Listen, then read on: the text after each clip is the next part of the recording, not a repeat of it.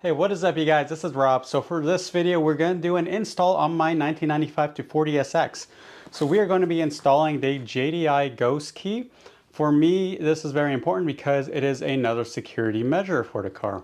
Being that it is a 90s Japanese car, theft, I mean, that's basically a non-negotiable risk you're going to have with these. So what this is going to do is, I'm going to install it, you'll see, in a way where I'm going to keep both the actual wheel lock. So I'll still need the ignition key to unlock the wheel lock that is OEM on the car. And then also have this push button start ignition. So let's go ahead and let me show you guys what comes in the box. All right, let's open this up. First off, you do have the box right here. This is the main unit. And you do have two RFID tags. So these are what you use to essentially unlock the ignition, for lack of a better term. So you scan this on the transmitter, and then you are allowed to turn the vehicle on. It also does come with a card you can also use, so keep that in your wallet. Ignition cable, so you disconnect the factory ignition cable, plugs this in its place. You will want to make sure, if you are like me and you have a Nissan, it is the right one. There's a white or black connector model depending on what your OEM connector is. I had the black connector, so I bought the black connector as it says right there. I do think, don't quote me on this, I do think all that's different is the wire orientation. So if you did buy the wrong one, don't fret, you might just have to move the pins around. The transmitter itself. This cable will go to the brake pedal. So essentially it's how it knows brake is pressed in and they're pressing the ignition. That means actually start the car. And this is the push button start. So here is the actual push button. I didn't want to buy anything extra, so I had to choose either the silver button or the red. Now the red one is red LED backlit, so I figured that's a little too much red, so I went to silver. When it's on, this is going to have a nice red backlit where it says start engine stop.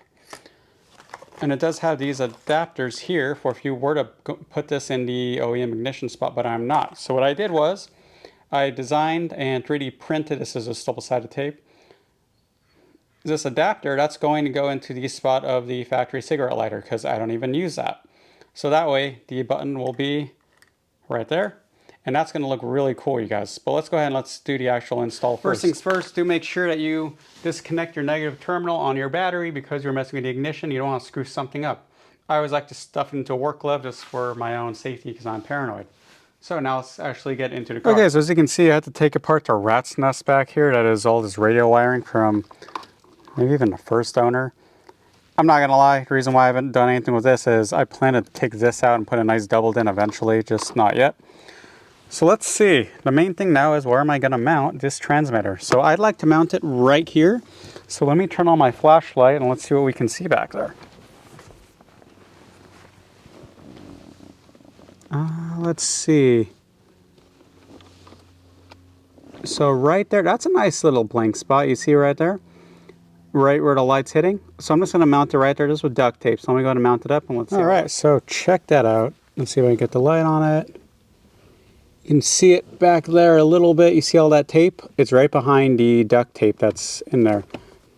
There we go. So that way, I will just be tapping it right here and boom, we'll have the activation of the ignition switch. So let's get on to the next part. So I went ahead and put the start stop button into the little part I 3D printed, and it looks pretty good. You will notice, yes, my center thing was broken in the 240 when I bought it. I'll probably buy an intact one, but for now it's actually kind of nice having just a piece broken off in terms of being able to model it. So not bad. It looks pretty solid in my opinion. And this is easy, it just has this one cable that connects to the back and the other end goes to the box. So I'm gonna go ahead and I'm gonna run the cable through and put it all together and let's see how it looks. All right, so let's see where we're at right now. So as you saw, I went ahead and I plugged in the start stop. It says they're plugged in the back. So I have both the transmitter and a start stop wire coming out of the side. Let's go underneath the car. So as you can see, I just have it connected up and we run that through to the box up there. So as you can see, I have the box tucked in there nice and deep. I just really didn't want it in the way. I have the wires heading over. Let me show you guys now how to do the brake wire and then we can connect that one up. Alright guys, I'm underneath the car. As you can see, I got it wired in with the S14. It's the red wire with the green stripe that comes from this plug that's right above the brake pedal. So I went ahead and I moved up a little bit, I crimped the connector, and that's connected to the box. So now just for the main ignition. So let's go ahead and let's connect the main connector. You will notice I did leave this for last. That is because I am a genius. I got confused because this car had a turbo timer harness in there, so I bought the wrong plug because I thought the turbo timer harness plug was the right one. So for this one, I needed the white connector, which I now have right here. So what you'll do is you'll disconnect. Now, this cable might be in a slightly different spot for your car. This was a swapped engine, and I know that some of these cables just aren't in the OEM spot, but just remember, ignition, follow the cable, and then just disconnect it. Now what you'll do is one end, well, God, let's see if I can do this with one hand in here. And then the other end will go into the box, and then also find a good spot to put a ground. So let me go hook that up and let me show you guys. Alright guys, so I have the wiring all set up underneath. Let's see, where's the box at? I relocated the box to right here. I didn't like that one of the wires looked like it might have interfered with the pedals, so I decided let's not leave that there. I used this screw, you can see the ground right there. I did have to modify the ground cable a little bit. The hole on the ground cable is a little too small, so I widened that up. Everything's all connected, so now let's test it out. Before we start it up, let's talk about these switches. So you will notice 4 switches on the back of your unit. You can also adjust those switches depending on what you want. So for example, the first switch, that is for the engine cranking time. Up is 8 seconds, or 0.8 seconds, down is 1 second. Every switch is in the up position by default. So of course you can change it to however you feel would be best for your vehicle.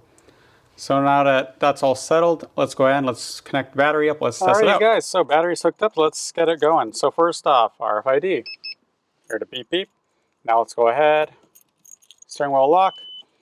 Now I'm just going to keep it pressed in. Of course, like normal, press on the clutch, brake. I'm going to hold it. Let's start it up. It's priming everything. There we go.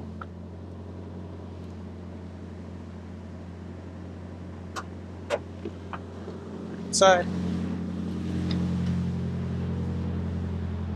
And everything is working as it should.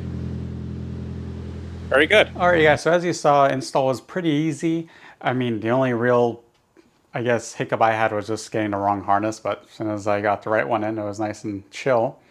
You will notice, when I started up the car, I did have to press the button down for a little bit before it started up. That's because I have it set on those 4 aforementioned switches. I have one switch in the down position. That switch is, I wanted it to first start up the ECU and the fuel pump before starting the engine.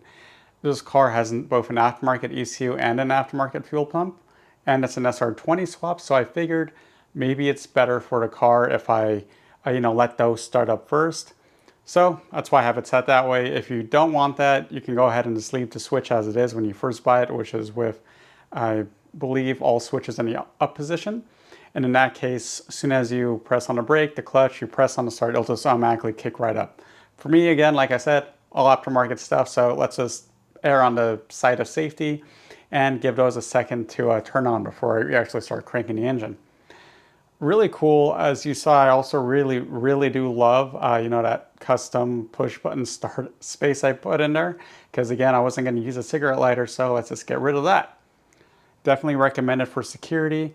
Those RFID tags, it comes with 2 and then the card, and then you can order more online. I believe you give them the serial number from the box itself, which is pretty cool because they do have some nice little custom options, like a nice leather covered RFID key if you wanted something like that.